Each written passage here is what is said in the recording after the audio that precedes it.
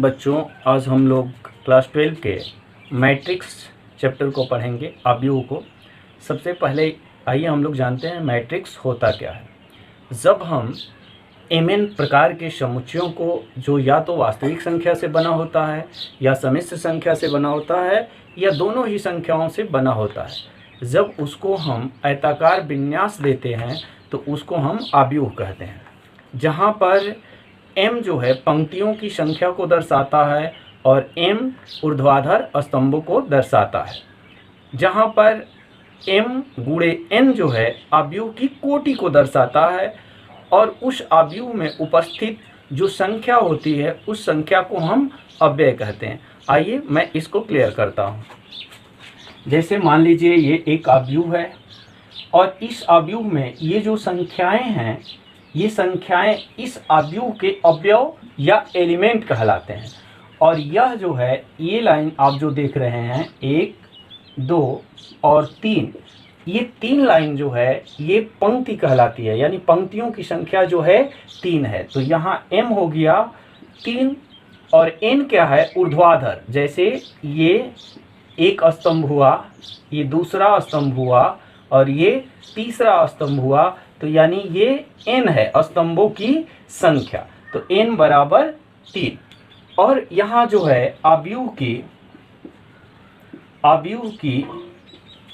कोटि, अवयव की कोटि क्या हो जाता है, m क्रॉस n। इसे m क्रॉस n पढ़िए या m बाई n भी पढ़ा जाता है। तो ये 3 × 3 कोटि का अवयव है। आप लोगों को क्लियर हो गया होगा m क्या है, स्तंभों की पंक्तियों की संख्या, पंक्तियों की संख्या है और n क्या है, स्तंभों की संख्या है, स्तंभों की संख्या है।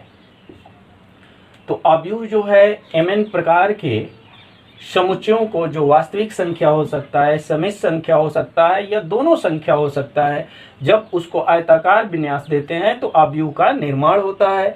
जहां m जो है पंक्तियों की संख्या को दर्शाता है, n स्तंभों की संख्या को दर्शाता है और जो उसका m क्रॉस n जो है अवयव की कोटि को दर्शाता है।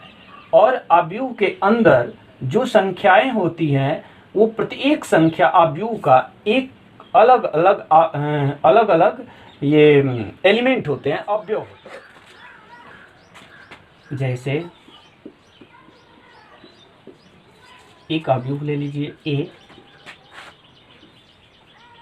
2, 3, 4, 6, 2, 5। इस अवयव की पहले कोटि बताइए। कोटि क्या है, कोटि बराबर क्या होता है, m × n।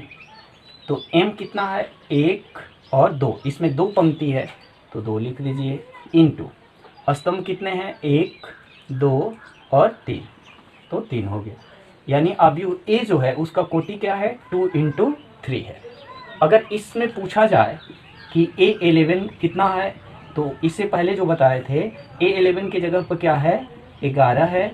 और ये क्या है, a12 की जगह, a11 की जगह 2 है, a12 की जगह 3 है और a13 की जगह 4 है। इसी तरह अब 11 के बाद 10 जोड़ेंगे, 21 से चालू कर दीजिए। a21 कितना है, 6, a22 कितना है, 2, a23 कितना है, 5 है। ये जो है a11, a12, a13, a21, ये सभी जो है अवयव के क्या है, एलिमेंट है। तो बच्चों अब आप लोगों को क्लियर हो गया होगा कि अवयव क्या है, m किसको बोलते हैं, n किसको बोलते हैं और उसके अव्यय क्या होते हैं, उसकी कोटि क्या होती है। तो अब हम चलते हैं टाइप्स ऑफ मैट्रिक्स।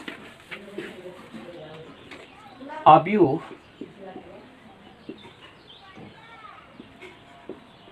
के प्रकार, टाइप्स ऑफ मैट्रिक्स। सबसे पहला आता है स्क्वायर मैट्रिक्स, वर्गाकार अवयव।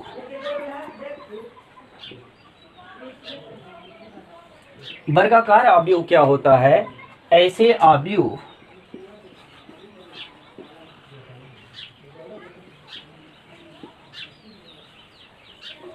जिसमें पंक्तियों और स्तंभों की संख्या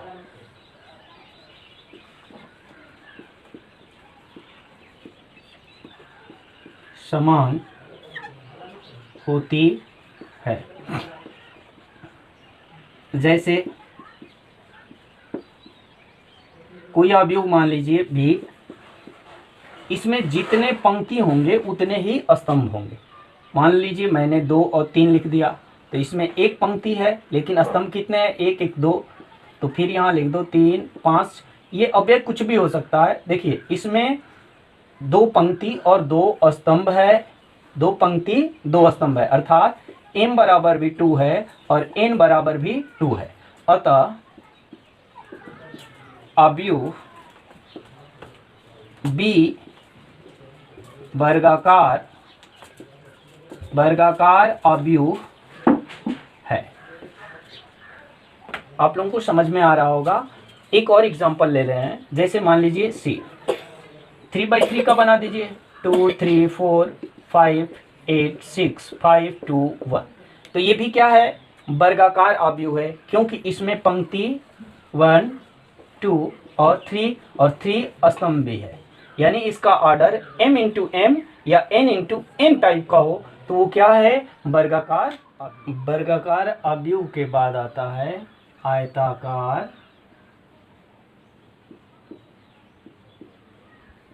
आयताकार अवयव, रेक्टेंगुलर मैट्रिक्स। Rectangular matrix. अब इसमें क्या होता है? ऐसे अवयव जिसमें पंक्ति और स्तंभ की संख्या समान नहीं होती है, ऐसे अवयव को हम आयताकार अवयव कहते हैं। इसका डिफिनीशन यहाँ लिख लेते हैं। ऐसे अवयव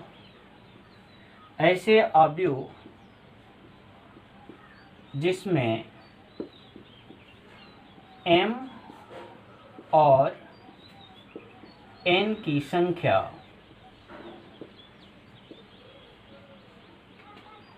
समान नहीं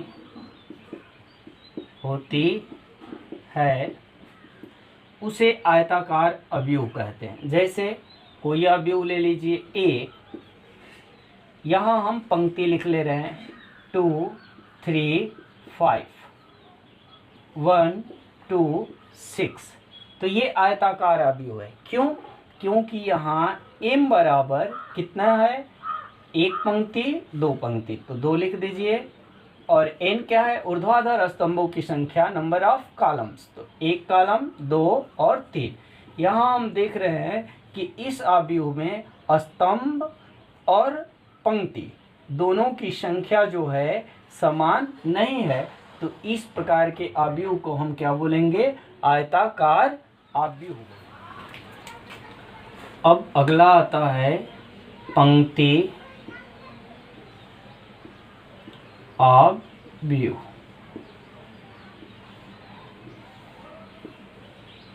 रो मैट्रिक्स। रो मैट्रिक्स किसको बोलते हैं? ऐसे अवयव जिसमें केवल एक पंक्ति होता है, यानी केवल उसमें एक जो है m होता है। ऐसे अवयव जिसमें केवल एक पंक्ति, इसको m भी लिख सकते हैं, पंक्ति होता है। जैसे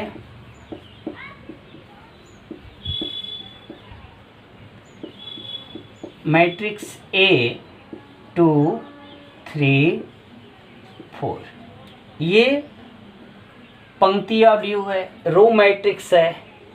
अगर हम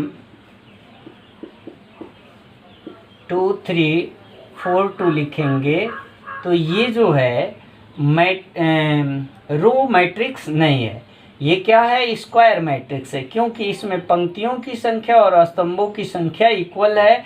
ये जो है आपका पंक्ति अवयव है और यह क्या है, नॉट इक्वल टू पंक्ति अवयव, ये पंक्ति अवयव नहीं है। अब इसके बाद आता है कॉलम मैट्रिक्स यानी स्तंभ अवयव, उसको देखा जाए।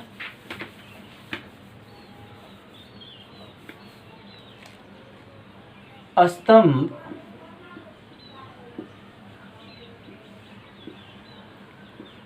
अवयव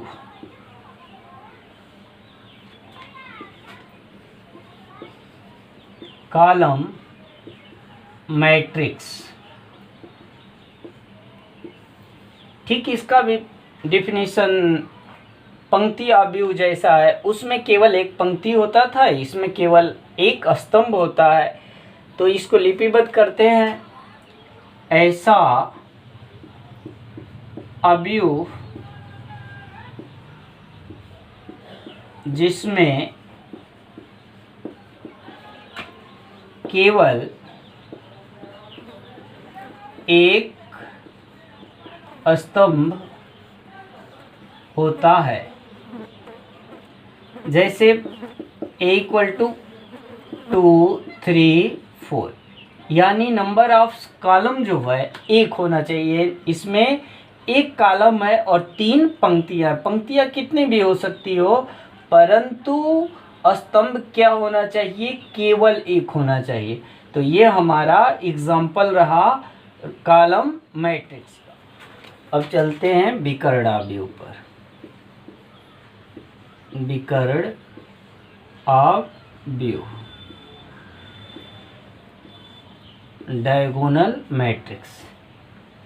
अब ये विकर्ण अवयव क्या होता है, तो ऐसा वर्ग अवयव जिसके मुख्य विकर्ण के अतिरिक्त सभी अवयव क्या होता है, शून्य होता है। ऐसे वर्ग अवयव जिसमें मुख्य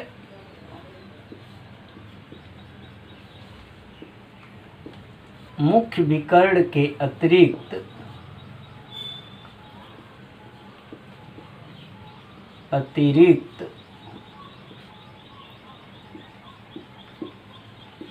सभी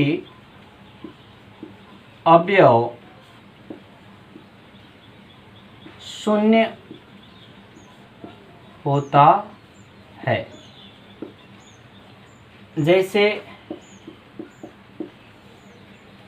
ये ध्यान रहे, वर्ग लेना है, वर्ग का मतलब m और n यानी पंक्तियों की संख्या और स्तंभों की संख्या इक्वल होना चाहिए, और उसका जो मेन डायगोनल है उसमें जो भी अव्यय हो वो शून्य के अतिरिक्त कुछ भी हो और उसके अतिरिक्त सभी अव्यय शून्य हो। जैसे हम लिख लेते हैं यहाँ 2 0 0 0 3 0 0 0 5, तो ये क्या है, विकर्ण अवयव है। विकर्ण अवयव का सिंपल सा परिभाषा है, ऐसा वर्ग अवयव जिसके मुख्य विकर्ण के अतिरिक्त, ये रहा हमारा मुख्य विकर्ण, इस मुख्य विकर्ण के अतिरिक्त सभी अवयव शून्य हो जाएंगे। आप 2/2 का भी कर सकते हो। जैसे मान लीजिए एक अदर एग्जांपल ले लेते हैं, यहाँ पर लिख दिए 2 0 3 0 3, तो ये भी क्या है, डायगोनल मैट्रिक्स है। क्यों? क्योंकि इसका भी जो मेन डायगोनल है उस पर स्थित अवयव शून्य के अतिरिक्त है और उसको छोड़ के सभी अवयव क्या होना चाहिए, शून्य होना चाहिए। तो ऐसे मैट्रिक्स जो हैं विकर्ण अवयव कहलाते हैं। आगे पढ़ेंगे अदिश अवयव। Scalar matrix, scalar matrix. अदिश अवयव क्या होता है? ऐसा वर्ग अवयव, ऐसा वर्ग अवयव जिसमें उसके मुख्य विकर्ण जो है समान होता है और शेष सभी अवयव 0 होता है, परंतु मुख्य विकर्ण के जो अवयव है वो 0 या 1 नहीं हो सकता। उसको छोड़ के कोई भी संख्या जो सभी विकर्ण के सभी अवयव जो है 1 हो सकते हैं। जैसे ऐसे अवयव, ऐसे वर्ग अवयव जिसके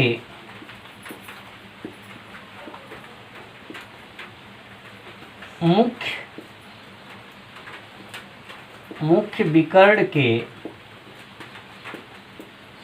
सभी अवयव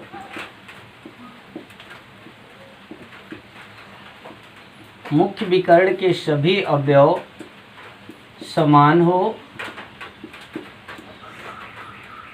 तथा शेष अवयव शून्य हो।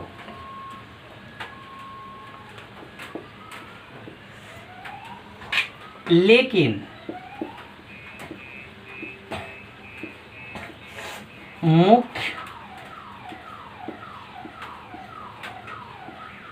मुख्य विकर्ण के अवयव शून्य या 1 न हो। ये एग्जाम्पल से आपको क्लियर हो जाएगा। मान लीजिए हमने कोई एक मैट्रिक्स ले लिया, यहाँ पर K 0 0 0 K 0 0 0 K। तो ये क्या है? एक स्केलर मैट्रिक्स है, अदिश अवयव है, क्योंकि इसके जो मेन डायगोनल है उसमें एक ही अवयव, एक ही संख्या होनी चाहिए। यहाँ K not equal to 0, K not equal to 1 हो, तो इसे हम स्केलर मैट्रिक्स कहते हैं। अगला आता है यूनिट मैट्रिक्स, इकाई अवयव।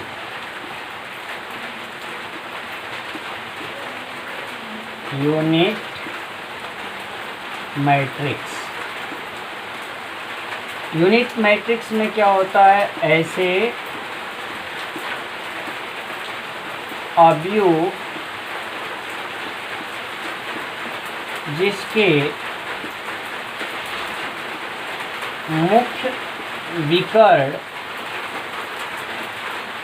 1 हो तथा सभी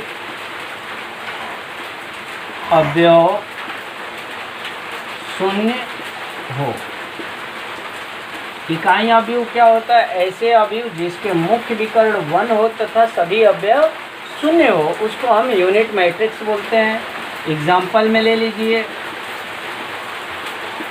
जैसे यहाँ पर 1 0 0 0 1 0 0 0 1, ये भी क्या है? यूनिट मैट्रिक्स है। या कोई और ले लो 2/2 का, तो 1 0 0 1, ये भी क्या है? अवयव। आशा करता हूँ आप लोगों को क्लियरली आ रहा होगा। इसके बाद हम चलते हैं शून्य अवयव। शून्य अवयव नल मैट्रिक्स। इसमें क्या होता है, ऐसे अवयव जिसके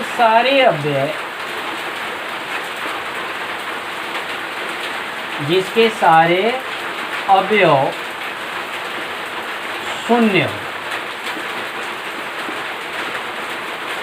एग्जाम्पल में, और आर्डर कुछ भी हो, केवल उसके जो एलिमेंट है वो क्या होना चाहिए, इक्वल टू 0 होना चाहिए।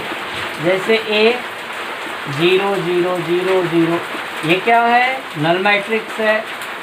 और ले लीजिए 0 0 0 0 0 0 0 0 0, तो ये क्या होगा, नल मैट्रिक्स होगा।